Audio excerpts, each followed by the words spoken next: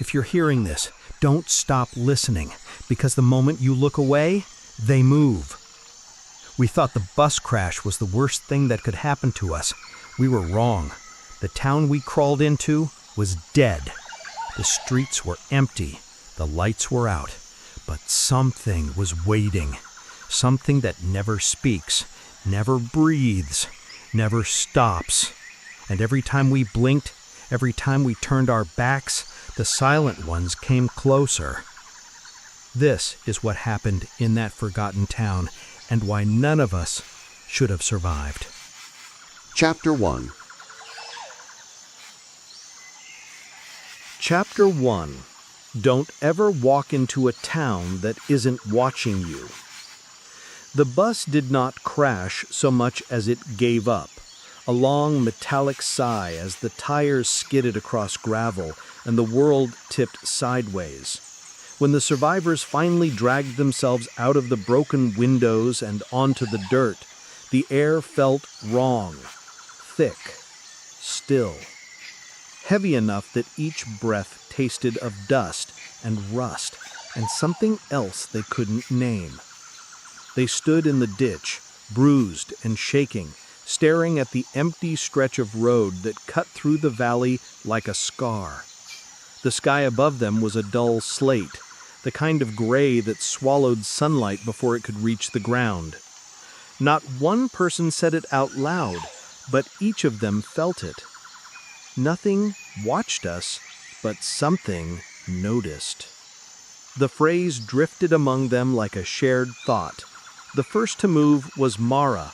Blood trickled down her temple, drying against her cheek in a thin, crusted line.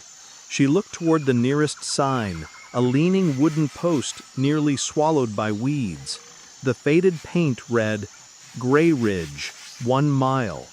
A cold wind should have blown, dust should have swirled, the air should have shifted. But nothing stirred. Even nature seemed to be holding its breath. "Town's close," Mara murmured. We should go." There was no argument. The highway offered nothing except the copper smell of twisted metal and the crackle of the bus engine finally dying out. Whatever happened, they needed shelter, help, a phone, anything that broke the silence pressing against their skulls. They walked. The road curved inward, disappearing between walls of jagged rock. Their footsteps echoed, too loud in the absence of birds or wind. Several times Ellis glanced upward, searching for movement, anything that might prove the world hadn't suddenly emptied itself. But the sky stared back, blank and indifferent. When they reached Grayeridge, they stopped. The town looked as if it had been carved out of the valley and drained of all color. Houses sat shoulder to shoulder along a main street choked with dust. Old mining carts rusted on tracks that cut through the gravel like veins gone dry. Every structure leaned forward at an unnatural angle, as if listening for something or hiding from it. Then they noticed the windows. Every pane was covered, some with thick wooden planks nailed into uneven crosses, others with quilts, sheets, cardboard. Whatever the residents had found, they used. One house had hammered metal pans across the glass, leaving no cracks, no weak spots. "Why would they do that?" Ellis whispered. No one answered. A repetition rose again in their minds, an echo from the road. Nothing watched us, but something noticed. They stepped onto the main street. Gravel shifted beneath their shoes. The air tasted older here, weighted with coal dust and forgotten things. Even their voices felt muffled, as if the town absorbed sound rather than reflected it. "Hello?" Mara called, but her voice thinned before it reached the end of the street. They passed a barber shop with its sign dangling by a single rusted chain. A diner whose door hung open just a crack, like a mouth frozen mid-scream. A laundromat with rows of machines still faintly smelling of detergent and mold. Every door was shut, every curtain drawn, and every window seemed to be turned toward them. Hours might have passed, though outside the night stayed the same heavy gray. The street never darkened nor brightened. It simply hovered. Then Jasper froze. "Someone's there," he whispered. All of them turned. At the far end of the road, just beyond the old mining office, stood a figure. Tall, unmoving, featureless from the distance. It didn't shift, it didn't sway, not even a flicker of life disturbed its outline. "Hey!" Ellis shouted, relief breaking through his fear. "Hey! We need help!" But the figure didn't respond. It didn't retreat. It just stood. Mara stepped forward, hand raised to shield her eyes. For a moment she squinted, trying to make out its face, or its clothing, or anything that made it human. Then Ellis blinked, just once. In that small, innocent instant, the figure disappeared. Not faded, not walked away. Gone, as if it had never been there at all. A long silence stretched across the street. No one breathed, no one spoke. All of them stared at the empty space where the figure had stood. The air seemed colder now. Jasper's voice cracked. Did it go inside a building? No, it didn't move. It didn't have time to move. A tremor of dread passed through the group, sinking into their bones. Something about the town felt different now, less abandoned, more aware. The boarded windows seemed to tilt inward. The shadows under the awnings deepened, pooling like ink. Somewhere behind them a faint click echoed, like a single step taken on gravel. Ellis refused to turn around. Mara swallowed hard. "We need to find shelter, now." Because something had noticed them. Something had been standing there, silent and waiting. And now that they had blinked, it knew they were here. Chapter 2. Chapter 2. The survivors should have turned back, but the road was already gone. The moment the figure vanished, something broke in the group's fragile sense of order. A cold shudder passed through them, quiet, shared, and impossible to ignore. Mara was the first to step back from the open street, her eyes scanning every doorway as if waiting for something else to appear in the gaps. We should go back to the highway," Ellis whispered. His voice trembled, barely audible over the settling dust. Someone will drive by. Someone has to." Jasper nodded too quickly, seized by the desperate logic of someone refusing to accept the impossible. "Yeah, the crash couldn't have been that long ago. Someone must have heard it." He turned toward the direction they'd come, taking a shaky step. The rest followed. As they retraced their steps toward the rocky pass, the air grew colder. Shadows seemed to stretch longer behind them, crawling along the gravel. No wind moved them, no sun positioned them. They shifted in ways shadows shouldn't. Still, no one spoke of it. Fear, especially collective fear, has a way of choosing silence. The road back felt longer than it had before. The walls of jagged stone pressed closer, as though the valley itself was expanding inward, squeezing breath from their lungs. Mara kept glancing over her shoulder, counting the houses that were seated behind them. "I don't like this. Everything feels wrong." "Everything already was wrong," Jasper replied, though the bravado in his tone crumbled near the edges. A few more steps, a bend in the path, and then Mara stopped so suddenly that Ellis collided with her. The road had ended. Not gently, not gradually, just ended. Before them, where the thin stretch of asphalt once wound through the valley, now lay a jagged crevice, deep, black, and impossibly wide. A fresh fissure split the ground open as though an earthquake had erupted moments ago, yet they had felt no shaking.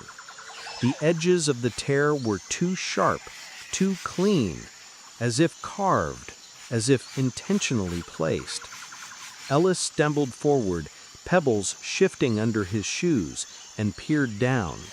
His breath caught. The asphalt hadn't broken apart. It had sunk. Not collapsed, not shattered. Sunk, like something beneath the surface had swallowed the road whole. What could even do that? Jasper whispered. No one answered. The silence around them deepened, thickened, pressing at their eardrums like rising water. Even the thin whistle of air that had followed them through the valley was gone. The group stood frozen, staring at the abyss that had not existed an hour ago. And then Mara said it, softly, but with a tremor that made everyone else inhale. The town didn't keep us in. It closed behind us. Her voice echoed slightly against the rock, a ghostly double. Jasper shook his head violently. No, maybe the crash knocked something loose. The ground shifted. Then why didn't we feel it? Silence. Ellis backed away from the gaping hole, his hands trembling at his sides. It's like it wants us to stay. A flicker of movement caught Jasper's eye, something shifting to the far right of the crevice. He squinted. A shadow. Tall, still, watching. He blinked once, and the shadow elongated, as if stretching toward him. He blinked again, and it was gone. His throat closed around a breath he couldn't release. Mara, we need to go. Now. They turned, almost in unison, retreating from the impossible wound in the earth. As they walked, the repetition followed them, clinging to their thoughts like cobwebs. The town didn't keep us in. It closed behind us. The phrase grew louder the more they tried to silence it. Back toward the main road they moved, but the path felt subtly different now, as if the ground adjusted beneath their feet. The valley walls seemed to lean inward, narrowing their route, funneling them invisibly toward the heart of Grayeridge. The light dimmed gradually, not like sunset, but like a curtain lowering. Shadows filled the gaps between abandoned houses, pooling thicker where the eye struggled to focus. Ellis rubbed his arms. Why does it feel colder the farther we go in? Because we aren't supposed to leave, Mara muttered. A small, humorless smile tugged at Jasper's mouth. You say that like it's listening. He spoke lightly, but everyone felt the weight of the words. If the town was listening, then it was already responding. As they reached the first stretch of boarded homes again, a faint creaking sound echoed down the street. Wood shifting, nails groaning, a door rattling somewhere deep within the row of houses. But no wind moved, no breeze passed. The sound came from nowhere and everywhere. Mara forced herself to breathe evenly. Let's just find shelter, just for the night. Then we'll figure out how to signal someone. But even she didn't believe it. Hours hadn't passed, yet the light hadn't changed. The sky remained the same flat, devoured gray. The world around them sat in a frozen half-moment, like a photograph waiting to be smudged. Ellis pointed weakly at the buildings. Any house, just pick one. They approached a narrow home with rusted siding and a porch sagging inward. It looked less like a house and more like a bunker, built by someone who expected a siege. Jasper put his hand on the doorknob. It was warm. Too warm. He snatched his hand back, eyes wide. Something was touching this, he whispered. Before anyone could respond, a faint crunch echoed from behind them. A step. A single step. Slow. Deliberate. Not natural. Not human. Ellis didn't turn around. Neither did Mara. Neither dared. They stood frozen, breath trembling in their throats. Then, Mara said the words they didn't want to admit were true. The road didn't disappear. It waited for us to look away. The crunch came again, closer this time. And the chapter closes on that breathless realization. Something was following them back into the town. Chapter 3. Chapter 3. Whatever you do, don't count how many shadows you see. They didn't speak of the footsteps again. Some terrors gain strength when given names, and each survivor understood, instinctively, that whatever followed them into Grayeridge thrived on attention. So they kept their heads down, they kept moving, and they pretended not to hear the soft crunch of gravel behind them, one step at a time. The house with the too warm doorknob no longer seemed inviting. Mara led them farther down the street, to a smaller, narrower home, with peeling blue paint and flower pots long turned to dust. The windows were still boarded, but the boards were thinner, less frantic. There was something almost gentle about the decay. Almost. "We'll check inside," Mara whispered. But before anyone could move, Ellis grabbed her arm. "Wait," he said, voice shaking. "Look at the ground." Mara frowned, glancing down at the gravel path beneath their feet. Then she froze. Their shadows stretched across the gravel, faint but visible in the dim static light filtering through the gray sky. They should have been short, almost directly beneath them considering how evenly the light was cast. Instead, they were long. Too long. Jasper stepped closer, squinting. "Maybe the angle?" "There are 4 of us," Ellis murmured. 4. His voice hollowed. Mara followed his gaze. 5 shadows lay stretched across the gravel. One was darker, longer, sharper at the edges, like a blade slicing across the ground. Her throat tightened. "That isn't mine," she whispered. She stepped aside. Her shadow obeyed, shifting with her. The 5th one didn't. It stayed perfectly still. Ellis stumbled back so quickly he nearly fell. We can't stay here. Something's wrong. Something's..." His words cut off as a sudden chill slid across the street, the kind that sinks beneath the skin, curling cold fingers around the spine. Jasper turned his head slowly, too slowly, toward the corner of the building across from them. A shadow stretched out from behind it, long, thin, reaching across the gravel like an arm dragging itself forward. No figure cast it. No shape stood at its start. It was just a shadow moving without an owner. The whisper rose in Mara's mind, unbidden and cold. The shadows arrived before their owners. She didn't know where the phrase came from, or why it felt familiar, but it repeated again and again, growing louder each time. Ellis backed up, nearly tripping over the cracked porch step. Nope, we're not doing this, we're not..." "Inside," Mara snapped. "Now!" Jasper didn't argue. He slammed his shoulder against the front door. The wood groaned but held. On the second hit, it gave way with a splintering crack, swinging inward. They stumbled into darkness. The air inside tasted stale, thick with dust, and something older, like wet stone and forgotten breath.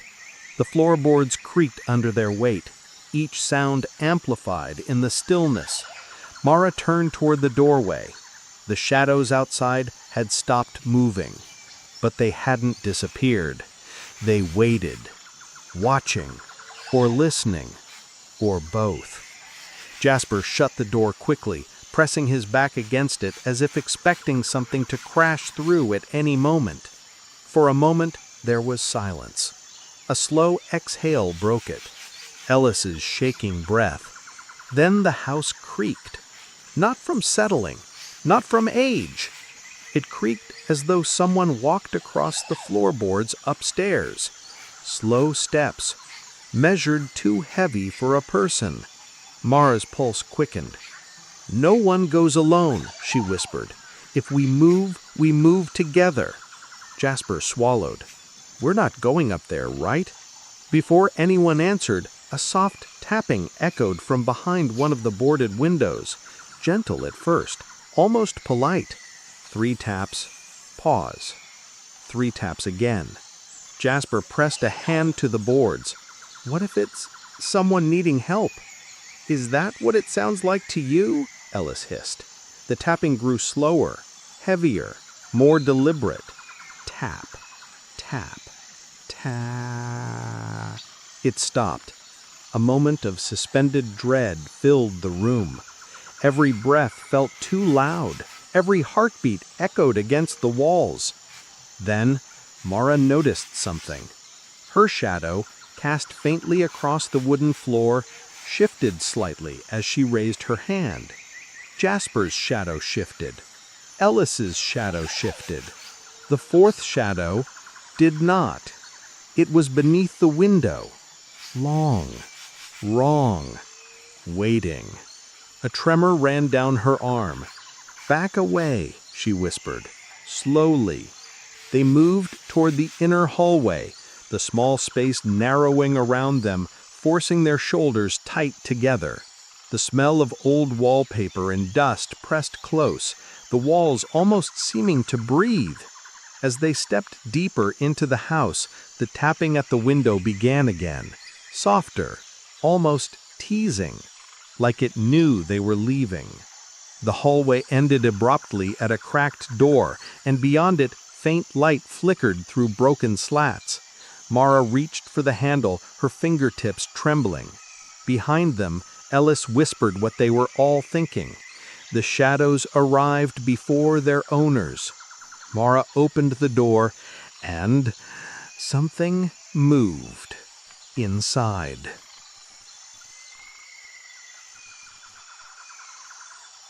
Chapter 4. Chapter 4. If you hear footsteps behind you, it's already too late. For a moment, no one breathed.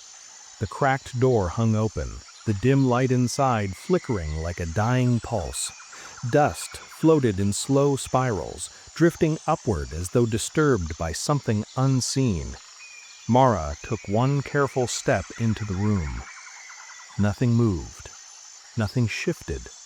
But a cold truth pressed against the back of her mind. Whatever they had heard wasn't the house settling. It was something alive. She motioned for the others to follow. The room was small, just a narrow bedroom with wallpaper peeling in long, curling strips. A mattress rested on the floor, torn open, stuffing spilling like pale entrails. Every corner felt too dark, as though shadows pooled and thickened there. And yet, there was no one in sight. Jasper let out a shaky breath. Maybe it was just an animal. Ellis shook his head, voice tight. No, animals don't move like that. Mara swept her gaze across the room a final time, then backed out slowly. Let's leave this house. Whatever's inside, it's not trying to hide. The hallway outside felt even narrower, lit only by faint gray light leaking through cracks in the boarded windows. Their footsteps echoed softly on the warped floorboards. Then, a second set of footsteps echoed behind them. The sound was faint, dragging, unnatural, mimicking their pace with unnerving precision. 4 footsteps, then a delayed 5th, perfectly synced. Jasper froze. "Please tell me that's one of you." "It isn't," Mara whispered. None of them dared turn around. The air behind them thickened, heavy and cold. Every instinct screamed not to look, not to acknowledge the thing following them. They took one cautious step forward, and the 5th step followed. Ellis squeezed his eyes shut. "It's copying us." Another step. Another echo. Mara felt her throat tighten. "Don't stop. Just move." They shuffled toward the front of the house, breaths shallow, hearts pounding. The footsteps crept closer with each step they took, just a fraction behind, always just out of sight. Then, Jasper made a mistake. He halted. A single heartbeat of silence. Then, something behind him took 2 steps forward. Fast. Too fast. Ellis gasped. Mara spun instinctively and froze. A figure stood inches behind Jasper. It towered over him, its posture stiff, its limbs locked mid-motion as though caught in a single frame of movement. Its face, if it had one, was nothing but a pale, blurred suggestion of features pressed beneath a translucent layer of skin. But the worst detail wasn't its shape. It was its foot, suspended in midair, frozen, in the exact position of taking a step toward Jasper. Jasper turned his head slowly, eyes widening, mouth trembling as though words clung to his lips but refused to come out. The figure didn't move, didn't breathe, didn't blink. Ellis whispered, voice cracking. "It was walking. It was walking toward you." Mara's gaze locked on its raised foot, hovering an inch above the floor. Mid-step, mid-movement, only stopping when watched.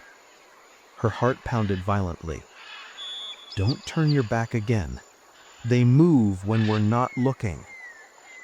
Jasper stumbled backward, nearly tripping over his own feet. The figure remained frozen, its arm half lifted, head tilted slightly toward them. Waiting. Like a predator paused in the instant before the kill. The room seemed to shrink around them, the walls closing in. The air thickened until each breath felt like swallowing dust. The door to the hallway loomed behind them, salvation and danger in equal measure. Mara raised her trembling hand. "We go. Together. No blinking unless you have to. Don't look away."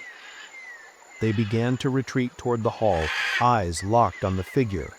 Every muscle in their bodies screamed to run, but instinct, pure primal survival, kept them still, forcing them to move slowly, carefully. The figure never shifted. Not until the hallway wall obscured it from their view. The instant it disappeared from their line of sight, a thunderous crash sounded from inside the room, followed by the rapid pounding footsteps of something sprinting toward them. "Move!" Mara screamed. They bolted through the hallway, stumbling over warped boards as the footsteps tore behind them, too fast, too heavy.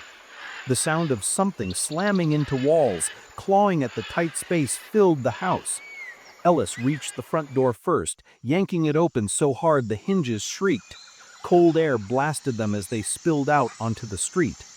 Behind them, the footsteps stopped.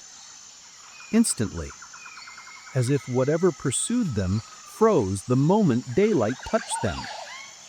Mara spun around. The doorway was empty. No figure followed. No shadow stretched into the sunlight. But deep in the house, something stood motionless, waiting. for them to look away long enough to move. The chapter ends there, on the sound of a single footfall echoing across the street. Chapter 5. Chapter 5. The Silent Ones Move When You Don't Look. The quiet, after the footsteps stopped, felt sharper than any scream. Mara stood on the street with Jasper and Ellis, breaths fogging the cold gray air, even though it wasn't cold enough to frost. Their bodies trembled, not from temperature, but from the knowledge settling like ash along their bones. The Silent Ones moved only when unseen. That truth turned the entire town into an elaborate trap, one built with blind corners, boarded windows, and endless shadows waiting to swallow a careless blink. Ellis pressed a trembling hand against his eyelid. I can't keep them open forever." "No one can," Mara said softly. "But we can choose where we blink." Jasper pointed weakly down the street. "We need to get out of the open. The longer we stand here, the more we're tempting." He stopped, because at the far end of the road, near a sagging telephone pole, stood one of them. Perfectly still, arms slack, head tilted, a faint outline of a face drawn as though someone sketched it in fog. Mara swallowed hard. It wasn't there before. "No," Jasper whispered. It wasn't. Behind them, another sound whispered against the gravel, like a dragging foot, like someone shifting their weight. Ellis didn't turn around. Fear rooted him to the spot. His voice shook. "There's another one behind us, isn't there?" Mara didn't answer. Silence confirmed it. Then she said the words that would define their next impossible decision. "We walk backward. Don't turn, don't blink, don't look away." Jasper's breath hitched. "Mara, we can't." "Look away," she whispered, "and they will close the distance." The phrase felt ancient, true in a way that echoed through the still air. Jasper nodded stiffly. Ellis whimpered. "I can't look at them. I can't." "You're not looking at them," Mara said, gripping his arm. "You're watching the space between. That's all that matters." Slowly, painfully, they began stepping backward. Their heels slid on loose gravel. Old storefronts passed in their peripheral vision. Diner windows smeared with dust, abandoned barbershop chairs, a rusting bicycle leaning against a lamppost. Everything felt dreamlike, suspended in a half-breath of time. The Silent Ones did not move, not while watched, not while their eyes burned open. But God help them if any one of the three blinked again. How long since you blinked?" Jasper whispered. "Too long," Ellis rasped, forcing his eyes wider like a terrified animal. Tears streamed from the corners. "It burns! God, it burns!" Mara kept her gaze forward, unblinking. The muscles around her eyes trembled with strain. "Don't force it. Blink when you have to. We'll say it out loud." "That doesn't make it safer," Ellis cried. "No," she admitted, "but it makes it predictable." A gustless wind passed through the street, soundless but heavy, like an exhale from something too large to see. The three continued backward, and the Silent Ones stood in their unmoving positions, thin silhouettes carved unnaturally straight, faces blurring at the edges like melted wax. "Okay," Jasper croaked. "On three. Someone blink for me. I have to know it's possible." "No," Mara said sharply. "Not yet. Please, Mara, I can't. We're still exposed. Wait until the intersection." Ellis squeezed his eyelids even tighter. Veins pulsed near his temples. His chest heaved frantically as panic clawed at his throat. Light trembled at the edges of his vision. The world blurred. The silent figures sharpened. "I'm going to blink. Mara, I can't. I can't hold it." Mara's voice cut cold through the panic. "Wait." Ellis shook violently. "It hurts." "Wait." Jasper's voice cracked. "Mara, he's hurting himself." But Mara wasn't looking at Ellis. She was looking at the shadow of the silent one behind them. It had stretched, longer, thinner. The moment Ellis blinked, it would... "Now!" Mara commanded. All three blinked at once. Darkness snapped across their vision in a synchronized heartbeat. When their eyes opened, the silent one behind them was closer, much closer. But it had stopped again, frozen mid-step like a glitch in reality. Its fingers were inches from Ellis's shoulder, elongated and wrong, the joints bent at unnatural angles. Ellis collapsed into a sob, falling to his knees. "No, no, no!" Mara grabbed him under the arms. "Up, now! We're not done!" "We can't keep doing this," Jasper whispered. "We'll go blind before we get anywhere." Mara stared down the length of the street. The intersection, wider, more open, waited at the end. If they reached it, they could choose a new path, maybe lose the silent ones in a larger space. "Just a little farther," she said. "We make it to the corner, then we rest." Ellis dragged his sleeve across his eyes, smearing tears down his cheek. "They're playing with us," he murmured. "No," Mara said. "They don't play." Her gaze locked on the figure ahead, the first one they'd seen on the street. Its shadow stretched unnaturally across the gravel. But the figure didn't breathe, didn't sway, didn't blink. Mara whispered the truth that had settled in her chest like a stone. "They move when we don't look. That's all they know." As they neared the intersection, Jasper stumbled. His foot caught on a cracked piece of pavement, and he lurched sideways. For an instant, an awful, split-second instant, his eyes darted away from the figure, just for a fraction. When he snapped his gaze back, the silent one ahead was no longer at the telephone pole. It was standing in the street, 10 feet closer. Arms stretched slightly outward, head tilted at an impossible angle. Ellis screamed. Mara didn't think. "Run! Backward!" They stumbled blindly, nearly tripping over one another. The silent ones did not move, not while watched, not while their eyes burned open. But God help them if any one of the three blinked again. The chapter closes as they slip into the intersection, and a third silent one appears from between two buildings, blocking one of the escape routes. Chapter 6. Chapter 6. Every door in this town is locked for a reason.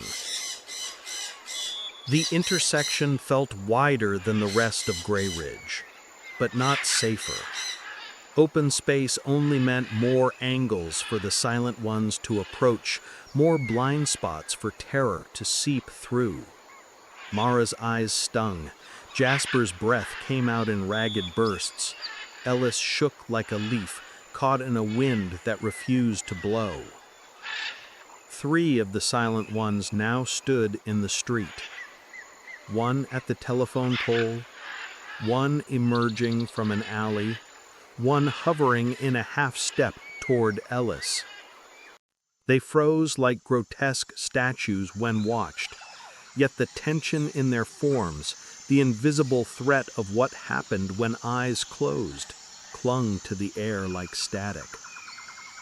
Mara scanned the buildings. "We have to get off the street. Find another house." Jasper gasped. "Another house? After what happened in the last one?" "It's worse out here," she whispered. Ellis wiped tears from his cheeks. "Every door we've seen is boarded up, locked. People didn't want to be found." Mara nodded grimly. They weren't trying to keep something out. They were trying to keep something in. The windless silence pressed tighter. They moved carefully, never giving their backs to the silent ones, until they reached a row of narrow homes leaning against one another like exhausted giants. Each door was bolted shut from the inside. Heavy locks, reinforced hinges. Even the smallest windows had been sealed with a frantic, trembling desperation that felt fresh, even though the wood had long since rotted. Jasper ran a hand along one doorframe. Why? This much effort? What were they hiding from? Ellis whispered the same words printed over and over from the fading journal pages inside Mara's memory. Don't let them stand behind you. The phrase coated the air like frost. Mara placed her ear against the nearest door. Nothing stirred, but a hollow stillness settled in the walls, a kind of dead quiet that felt, somehow, occupied. "Help me," she said, gesturing for Jasper to assist. Together, they forced the door open. The wood groaned. The hinges snapped. Dust swirled in ghost-like spirals as the door caved inward. The first thing they noticed was the barricade. Chairs stacked, furniture jammed against windows, thick iron rods hammered into the frame. Whoever lived here had fought to keep this door shut. The second thing they noticed was the smell. Old air, damp, rotting fabric, and beneath it an electric metallic tang like lightning trapped inside a box. Ellis gagged. God, it smells like fear. Mara stepped inside, moving slowly. The house was dim, lit only by the faint gray bleeding through cracks in the warped planks over the windows. Dust-coated shelves lined the walls.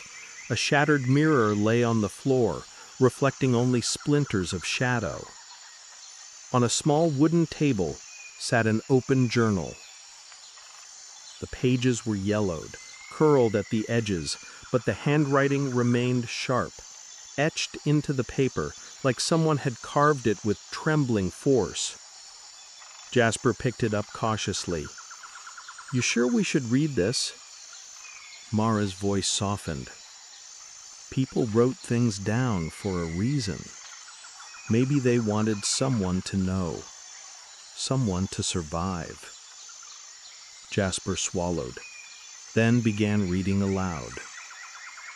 Day 17. They learned our patterns.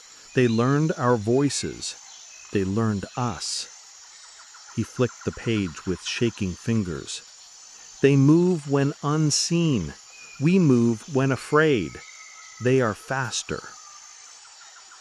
Another page. Don't let them stand behind you. They mimic your last position. They mimic your path. They mimic everything except fear. Ellis hugged himself, rocking slightly. They were trapped, just like us. Mara exhaled slowly, the air trembling with her breath. "Keep reading." Jasper hesitated, then turned the page. The final entry was written in jagged strokes, the ink darker, smeared, as though the writer had been shaking violently. "If the doors open, the ceiling moves." Silence swallowed the room. The three survivors lifted their heads in the same slow, dreadful motion. Mara whispered, barely audible, "What does that mean?" A soft creaking answered, not from the walls, not from the floor, from above. All three stepped back as they looked upward. The ceiling bore long, deep marks carved into the wood. 4 parallel lines, each gouge deeper than any human nail cut could make. More marks overlapped them, creating a lattice of claw patterns that ran the entire length of the ceiling. Something had crawled across it. Not once, not briefly, repeatedly. The claw marks were fresh. Jasper's voice broke. It wasn't the doors they were afraid of. Mara felt the truth settle like ice in her lungs. Something was on the ceiling. Ellis backed away until he hit the wall. We need to leave. We need to leave right now. They stepped toward the door, but before Mara crossed the threshold, she noticed the crack in the floor near her feet. Something dark moved inside it, like a finger, curling, reaching. "Go!" she shouted. They burst back into the street, gasping, blinking in the sewer gray light. The silent ones had moved, all 3 of them, closer, much closer. Jasper pointed, voice strangled. "They heard us. They always hear us." Mara forced air into her lungs. "We can't trust houses. We can't trust doors." Ellis swallowed hard. "Then what do we trust?" Mara looked at the journal still clutched in Jasper's shaking hands. The warning echoed in her mind. Don't let them stand behind you. The chapter ends as a shadow falls across Mara's feet, and she realizes it doesn't belong to her. Chapter 7. Chapter 7. The missing people didn't vanish. They were taken. The shadow across Mara's feet faded when she jerked backward, but the panic it stirred remained hot in her chest. The silent ones had moved again. Closer. Always closer. Yet they didn't advance now, not while 3 sets of trembling eyes pinned them in place. The stillness around them thickened until the entire town felt like a held breath waiting to collapse.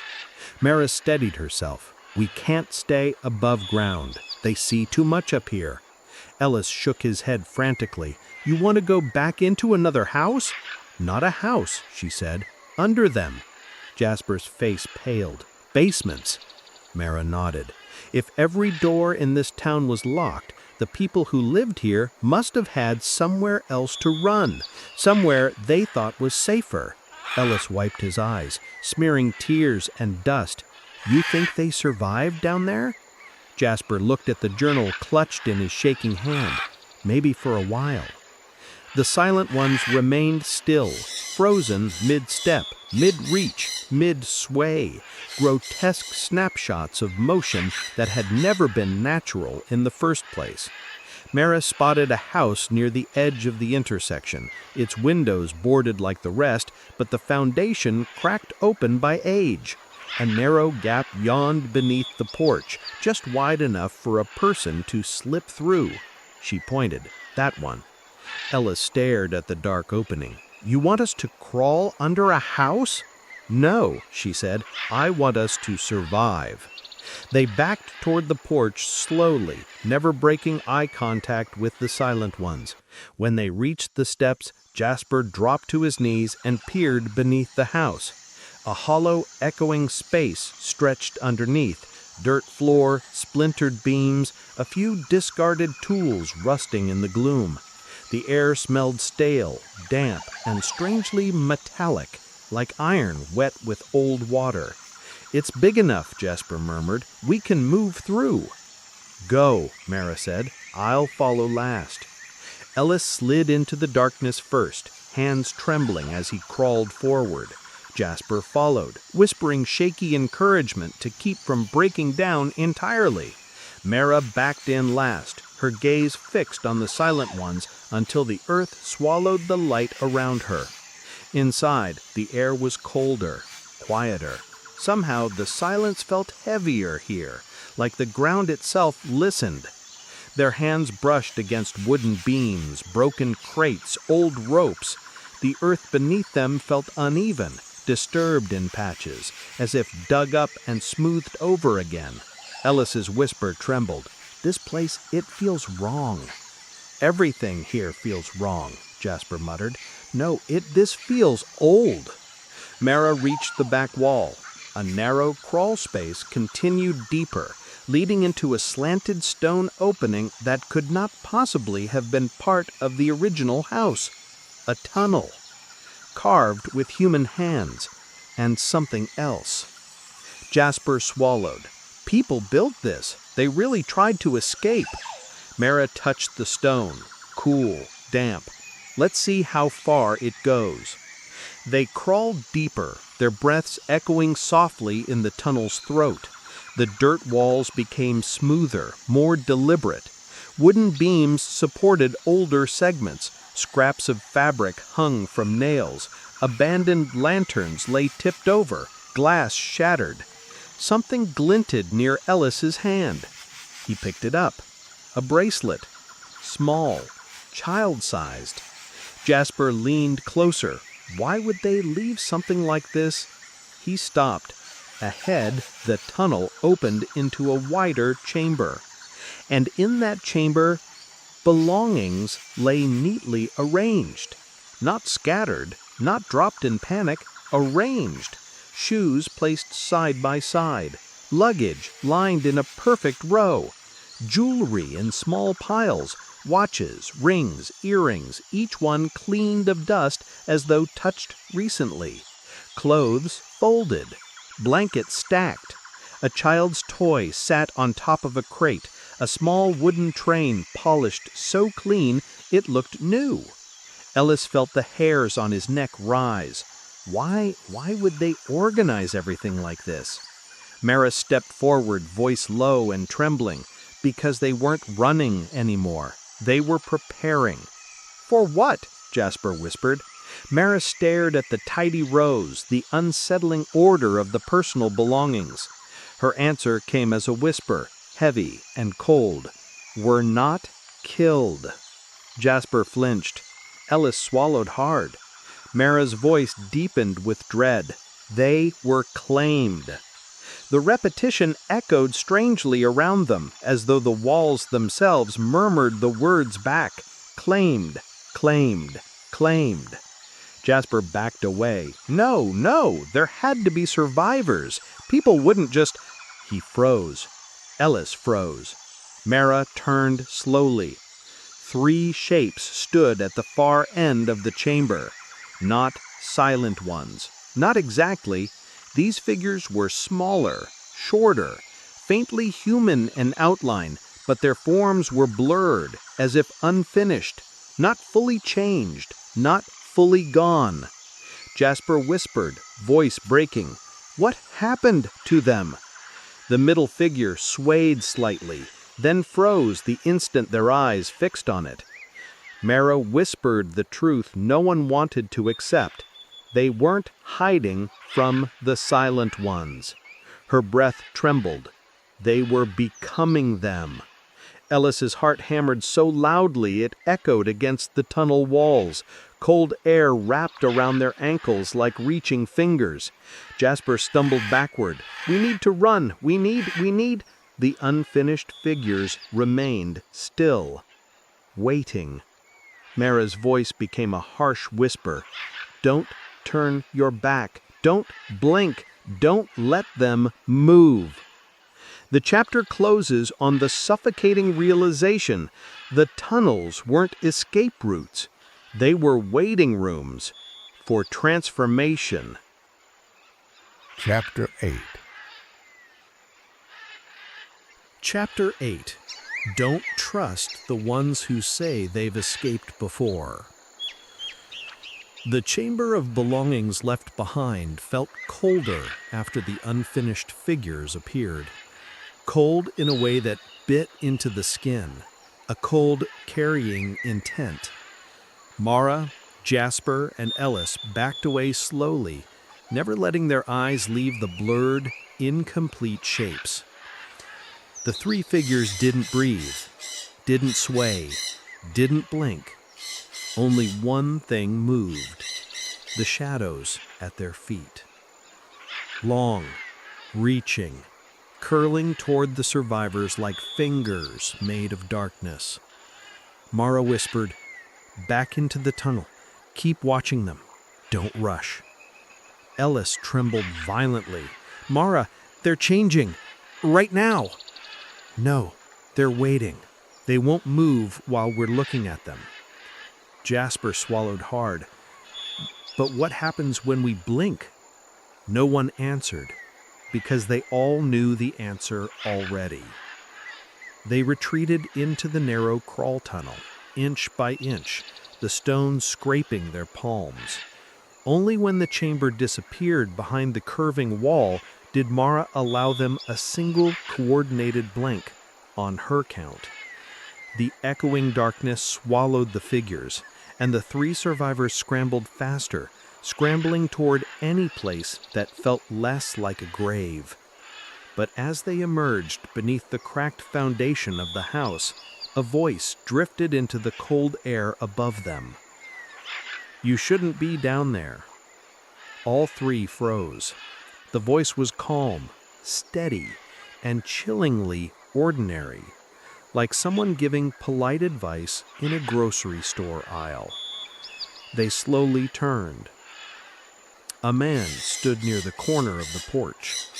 Tall, thin, wearing a faded parka zipped to the chin.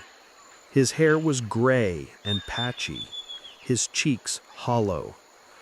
But his eyes were wide open, too open, and they never fluttered, not even once. Ellis whispered, Did he just appear? I didn't hear footsteps." The man smiled politely. "I heard the collapse down here. Thought you might need help."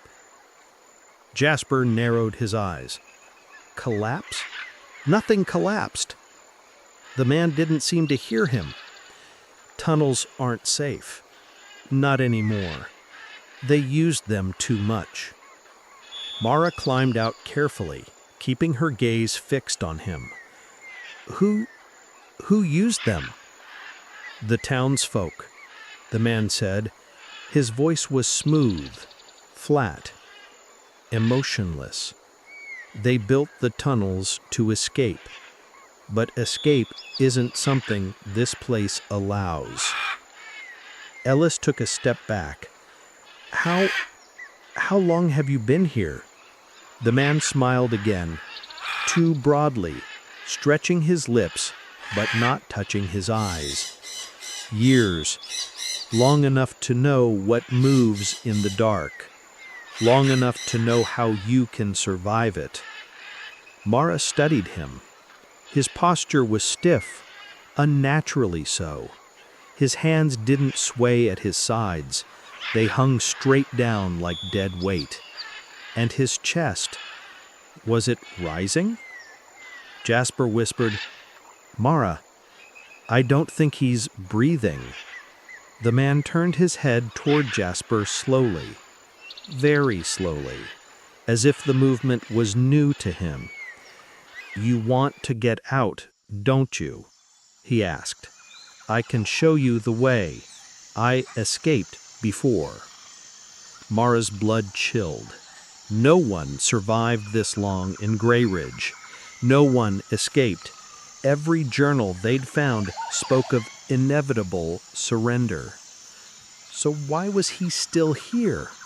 And why was he waiting for them like he expected them? She stepped forward. "If you escaped, why did you come back?" The man laughed. It was a hollow, empty sound. No rise, no fall. Just one emotionless exhale shaped into laughter. "I never left." Something in Ellis cracked. "Mara, we need to go. Now." But the man raised his hand, not to threaten, but to gesture politely toward the north street. "This way," he said gently. "Follow me. They won't touch you if you stay close." And then Mara saw it, his shadow. It didn't match him. It stretched the wrong direction, toward the group, though the light hadn't changed. Its edges jittered, shuddering like a reflection on broken glass. Worse still, it moved, just slightly, just enough to show intention. Mara stepped between the man and the others. "Don't take another step." He didn't blink. He didn't breathe. He didn't move, until he suddenly took one exaggerated step forward, freezing mid-motion, as though mimicking the silent ones exactly. Ellis whimpered. "He's one of them." The man tilted his head. "Not yet," he whispered. "But soon." Jasper's voice cracked. "Why talk to us? Why pretend?" The man smiled, revealing too many teeth. "Because fear slows you down, and they like that." He lifted one stiff arm and pointed toward the darker end of the street. "That way," he whispered. "They're waiting." Mara's breath caught. "You're guiding us toward them." His voice softened, tenderness dripping over something monstrous beneath. "Yes, that's what I was made to do." The repetition echoed through Mara's mind like a living whisper. He wasn't trying to leave. He was guiding us toward them. The man stepped forward again, frozen the second their eyes locked onto him, but his shadow didn't freeze. It crawled. Mara backed away. "Don't look away. Don't blink." Ellis stumbled. "What do we do?" "We run," Mara said. "The moment he's out of sight, run." Jasper's voice trembled. "Won't that make him move faster?" Mara didn't answer, because they all knew the answer already. The moment they broke line of sight, the not yet silent one would sprint after them. She swallowed hard. "We aim for the far street, the one with the train tracks." Ellis nodded through tears. "That's where the town ends." Jasper murmured, "Then that's where we go."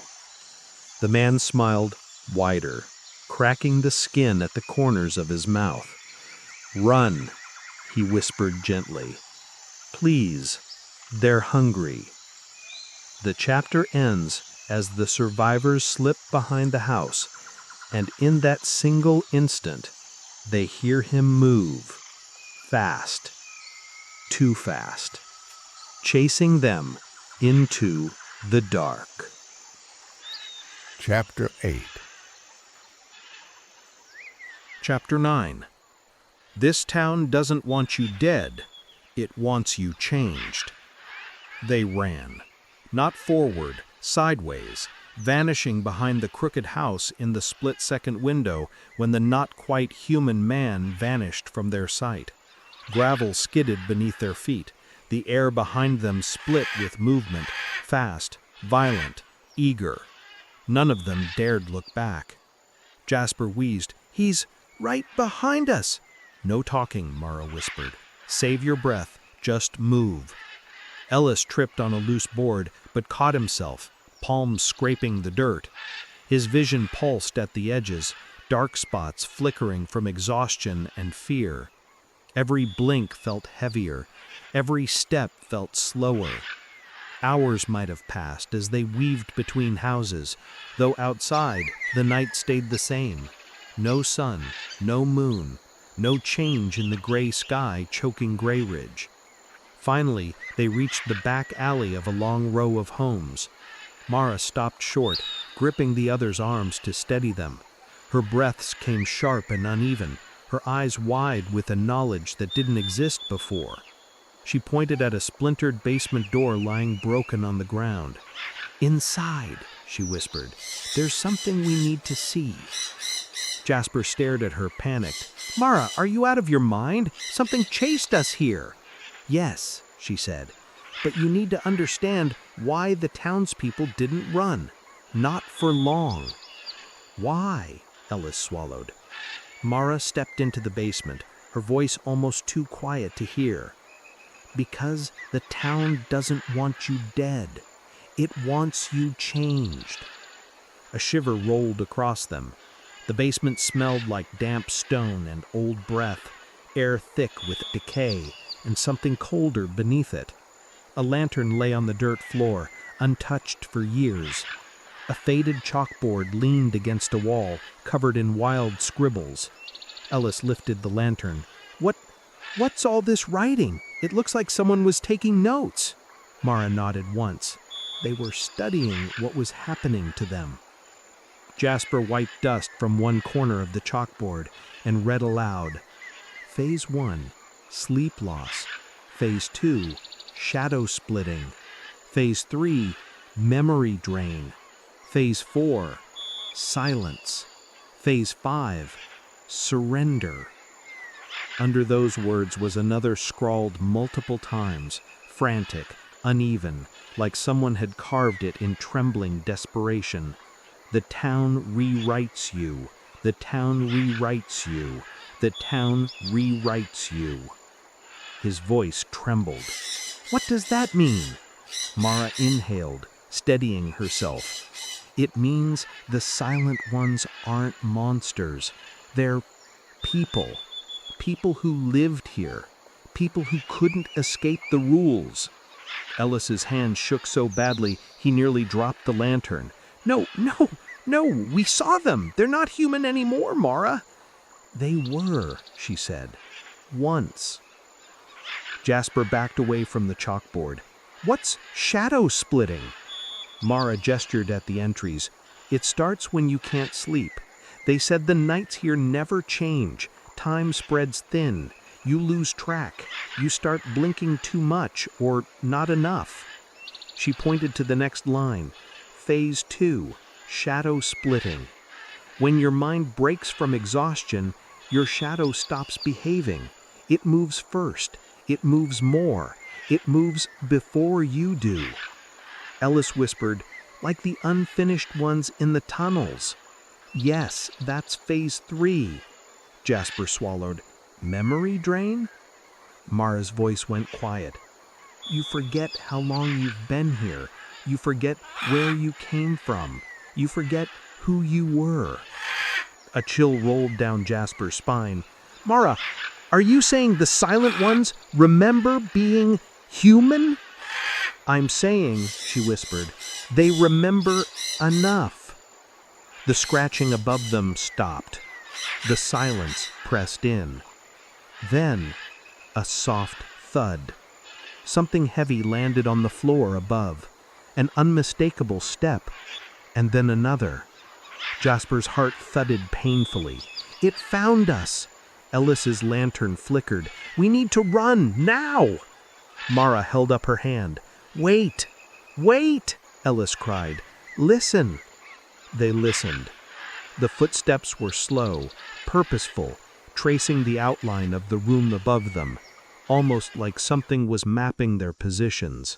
Mara whispered, voice thin as a thread, "It doesn't want our bodies. It wants our place." Ellis stared at her in horror. "You mean—" "Yes," Mara murmured, repeating the terrible truth. "The town rewrites you." The chapter ends as dust sifts down from the basement ceiling and a shadow stretches across the floor, even though nothing stands above it. Chapter 10.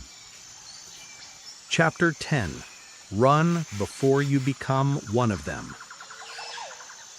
Dust drifted from the basement ceiling in slow, delicate spirals, so gentle it almost looked like snowfall.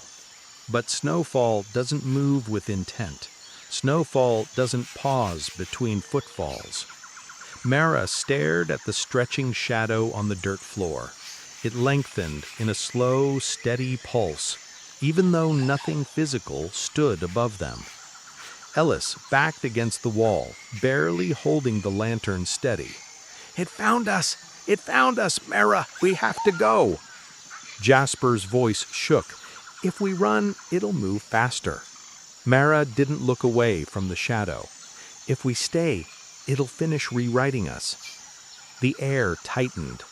The scratching began again, this time accompanied by a low groan from the wooden beams above, as though whatever was crouched there was preparing to descend. Mara grabbed Ellis's arm. "Up the stairs, on my count." Jasper whispered, "We'll see it the moment we open the door. That's the point. If we see it, it can't move." They climbed the basement steps slowly, each board creaking under their weight. The lantern light flickered violently. On the top step, Mara pressed her hand to the door, her heart pounding, her breath shallow. "Ready?" she whispered. "No," Ellis breathed. "Too bad." She shoved the door open. The room above was empty, but the air was wrong. Thick, wet, heavy with breath that wasn't theirs. Jasper scanned the corners. "Where is it? Where?"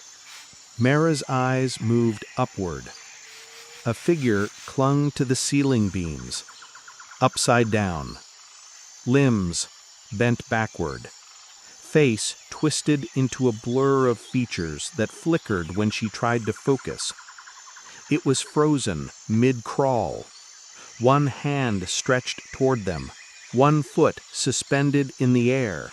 Its shadow dripped down the wall like spilled ink. Ellis nearly fell back down the stairs. "Oh God! Oh God! It was waiting!" Mara grabbed the lantern from him and held it high. "It can't move while we're looking at it." Jasper whispered, "But we can't run with our eyes on that thing." Mara nodded. "Then we don't run yet." She stepped forward, heart thundering.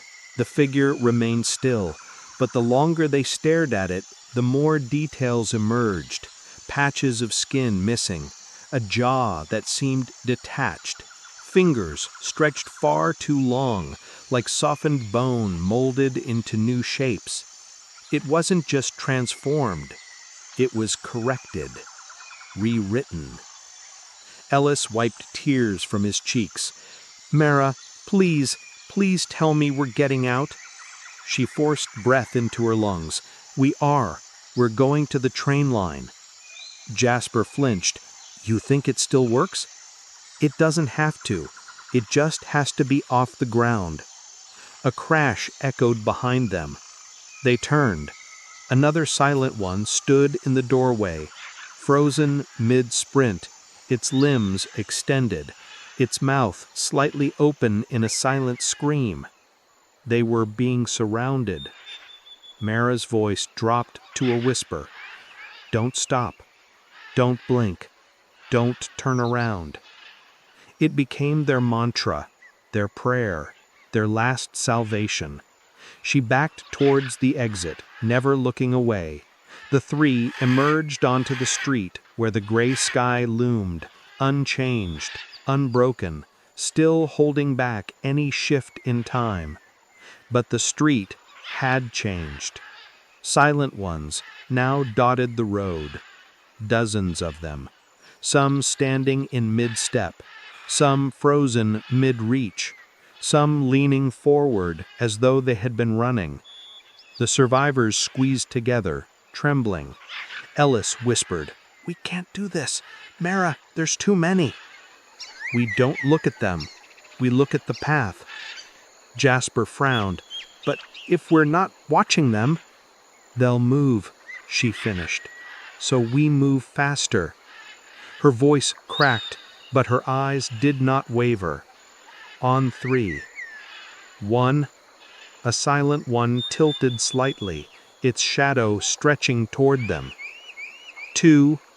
A thin whisper traveled down the street, like breath passing through empty lungs. 3. They ran. They ran harder than they had ever, eyes half open, vision blurring, breaths tearing at their throats. Gravel sprayed behind them. Their shoes pounded the ground. Buildings streaked past as shapeless blurs. The silent ones moved, not slowly, not hesitantly. They moved with violent hunger, a blur of limbs and shadows tearing forward the moment they vanished from sight. Ellis screamed, "Don't blink!" Jasper stumbled, I'm trying." They rounded a corner, another. Their lungs burned, their eyes burned worse. Ahead, the train yard. Rusting tracks, a single tilting freight car, a rusted ladder leading to its open door. Salvation, if they didn't blink. Ellis collapsed to his knees. Mara skidded to a stop. "Ellis, get up!" I can't see. Everything's black. I can't." His eyes fluttered. "No!" Jasper screamed. "Ellis, don't!" Ellis blinked, once. Hard. And the world answered. A thunderous sound tore behind them, silent ones sprinting full speed, their limbs cracking against pavement, their shadows ripping toward the fallen survivor.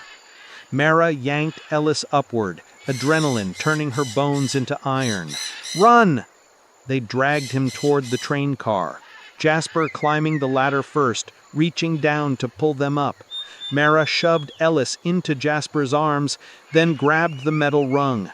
A cold, thin hand brushed her ankle. She screamed and kicked free, climbing wildly. Jasper pulled her in, slamming the train door shut. Silence pressed in. Outside, dozens of silent ones stood frozen around the freight car, hands raised, limbs twisted, faces inches from the metal. Jasper sobbed, "We made it! We actually made it!" Ellis sunk against the wall. His voice was small, broken. "Is it over?" Mara stared through a crack in the train door.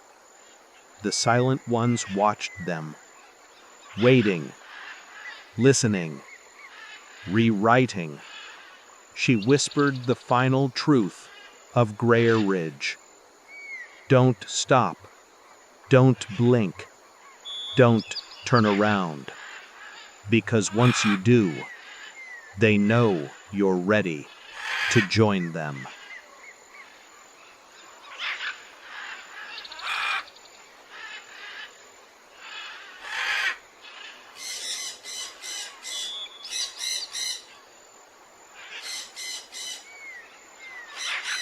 We made it out, or at least most of us did. But escape doesn't mean freedom, because the silent ones don't stay in Grayeridge. They follow fear. They follow memory. They follow the ones who looked away, even once. Some of us can't sleep anymore. Some of us can't keep the lights off. And some of us see shadows that don't belong to anything human. So if you ever crash on a lonely road, if you ever find a town with boarded windows and doors nailed shut, if you ever feel watched by something that won't speak, turn back, run, burn the map if you have to, because the silent ones don't stop. They don't forgive. And if you look away long enough, you'll join them. Now ask yourself, before you close this audiobook, before you turn off the lights, before you blink, are you sure you're alone right now?